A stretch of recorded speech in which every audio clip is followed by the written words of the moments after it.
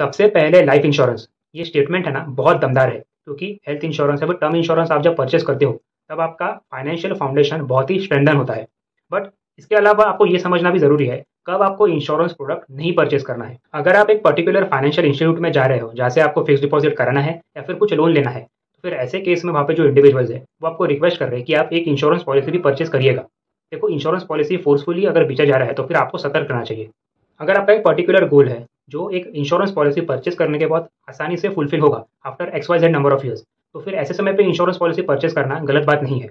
But अगर आपने without कोई पर्पज, ऑब्जेक्टिव या फिर गोल एक इंश्योरेंस पॉलिसी खरीद लिया, फिर आपको लगेगा कि ये जो प्रीमियम मैं पे कर रहा हूँ वो एक लायबिलिटी बन जाएगा मेरे पे। अगर आप एक इंश्योरेंस पॉलिसी, चाहे वो लाइफ इंश्योरेंस हो या फिर हेल्थ इंश्योरेंस हो, ये माइंडसेट से लेके चल रहे हो कि जहाँ पे मुझे सस्ता प्रीमियम मिलेगा वो पॉलिसी सबसे अच्छा है, देखो इसमें आपका ही नुकसान है, क्योंकि सस्ता प्रीमियम या फिर जो प्रीमियम कम होता है उसके वजह होता है, उसका कुछ कारण होता है, उसमें बेनिफिट्स में कुछ ऑल्टरेशन रहेंगे। जब भी आप इंश्योरेंस पॉलिसी परचेस करोगे, चाहे वो कोई भी इंटरमीडियरी हो, कोई इंश्योरेंस ब्रोकर हो, कोई एजेंट हो, कोई बैंक हो, फिर कोई भी ऑल्टरनेट इंटरमीडियरी हो, आपको क्लेम हमेशा इंश्योरेंस कंपनी ही देगा, आपका इंटरमीडियरी नहीं देगा।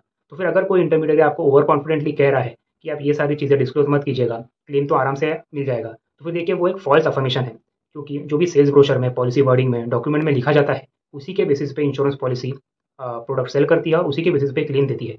और ये सारी चीज़ें आपको समझना भी बहुत इंपॉर्टेंट है। Thank you.